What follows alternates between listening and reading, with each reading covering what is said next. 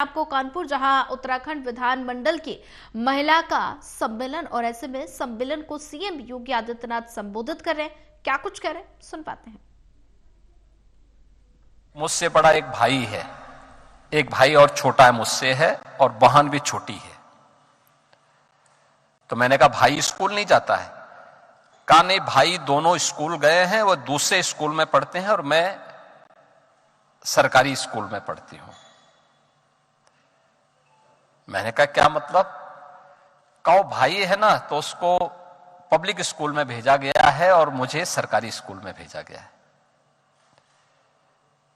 तो मैंने कहा क्या भाई के पास भी चप्पल नहीं है, जूते नहीं है? कहा नहीं, भाई के पास जूते हैं लेकिन बेटी के पास नहीं होंगे। आखिर यह भेदभाव भी तो किसी मां बाप ने किया होगा। यानी यह घटना हम लोगों को अंतःकरण से हिला देती है। और मैं उसी दिन लखनऊ आया था। मैंने लखनऊ में बेसिक शिक्षा विभाग की बैठक ली और मैंने कहा भाई ये काम करो कि बेसिक शिक्षा परिषद की स्कूलों में हर बालक और बालिकाओं के लिए यूनिफॉर्म के साथ साथ स्वेटर भी अनिवार्य करो और उनको जूते मोजे भी उपलब्ध कराओ। मेरे पास प्रस्ताव आया का सब बहुत बच्चे होंगे। हमने कहा कितने होंगे? 25 करोड़ से तो ज्यादा नहीं ही होंगे ना। और आज हम लोग 1,91,00,000 उन बच्चों को ये सुविधा उपलब्ध करा रहे हैं। अब मैं जाता हूं तो मैं देख करके मुझे अच्छा लगता है। बहुत सारे अभिभावक जूते मोजे खरीद नहीं पाते हैं, अभी भी नहीं खरीद रहे हैं, लेकिन कम से कम नंगे पैर तो नहीं रहती बेटी। चप्पल पहन करके ही जाती है, लेकिन जाती जरूर है। एक जनप्रतिनिधि के रूप में हम बेसिक शिक्षा परिषद के शिक्षकों के साथ बैठ सकते हैं, प्रधानाचार्यों के साथ बैठ सकते हैं, या गांवों में जाते हैं तो अभिभावकों के साथ बैठ सकते हैं।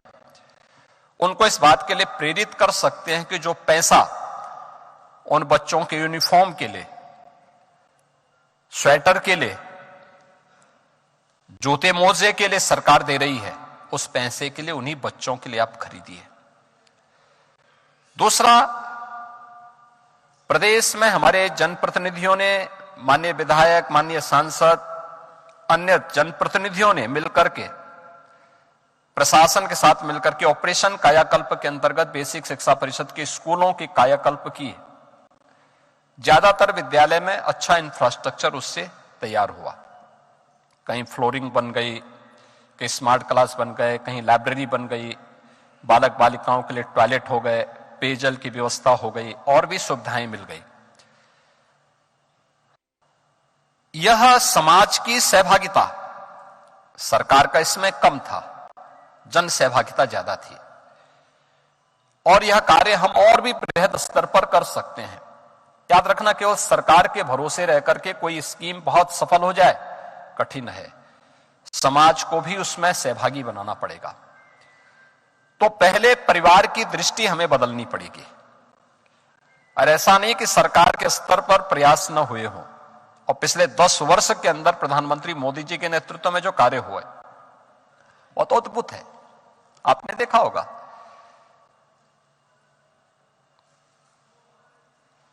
हर घर में शौचालय बन गए। शौचालय शुद्धि का प्रतीक तो है ही, लेकिन उससे भी महत्वपूर्ण नारी गरिमा का प्रतीक है।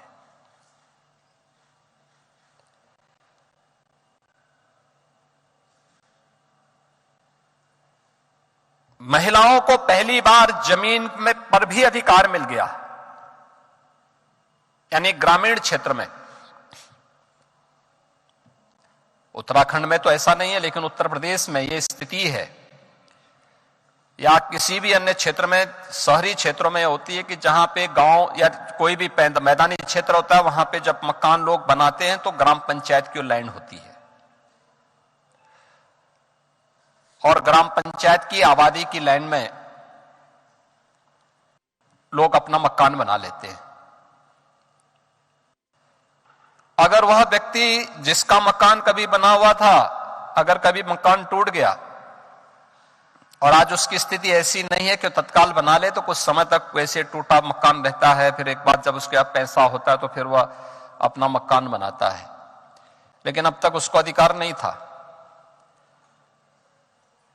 क्योंकि उसके पास कोई कागजात नहीं होते थे। कोई दबंग व्यक्ति अगर उस पर दावा करता था कि साहब ये मेरा है, तो कोई व्यक्ति उसकी सहायता के लिए नहीं आता था, क्योंकि उसके पास तो कोई प्रमाण ही नहीं था कि ये जमीन उसकी है या उसको मिला है। आज वहां पे ग्रामीण आवासीय अभिलेख के माध्यम से घरोनी हर परिवार को प्राप्त हो रहा है, और बाकायदा टेक्नोलॉजी का उपयोग करते हुए ड्रोन से सर्वे होता है, फिर उसका गांव में जाकर के चिन्हांकन होता है, सीमांकन होने के बाद तब जाकर के ग्राम पंचायत की बैठक में उसको फिर उसका मालिकाना अधिकार महिला के नाम पर प्राप्त होता है। 4 करोड़ गरीब, 4 करोड़ महिलाओं को आवास मिल गए, और आवास में भागीदारी महिला की है। यानी आप देख सकते हैं कि 4 करोड़ परिवार पहले इससे वंचित थे। इसके अलावा रसोई गैस का कनेक्शन, याद करिए कितना कठिन होता था, कितने बड़े पैमाने पे मिले। 10 करोड़ से अधिक लोग, महिलाओं को यह भी अधिकार प्राप्त हुआ। परिवार में अगर कोई बीमार है तो सबसे ज्यादा पीड़ित होती थी, और सबसे ज्यादा उस समस्या को अंतःकरण से पीड़ित होकर के उसके प्रति करहा उठती थी, वह थी घर की जो महिला होती थी, जो महिला सदस्य होती थी, जो वहां पे घर को संचालित कर रही है। आज आयुष्मान कार्ड भी उसका कवर है।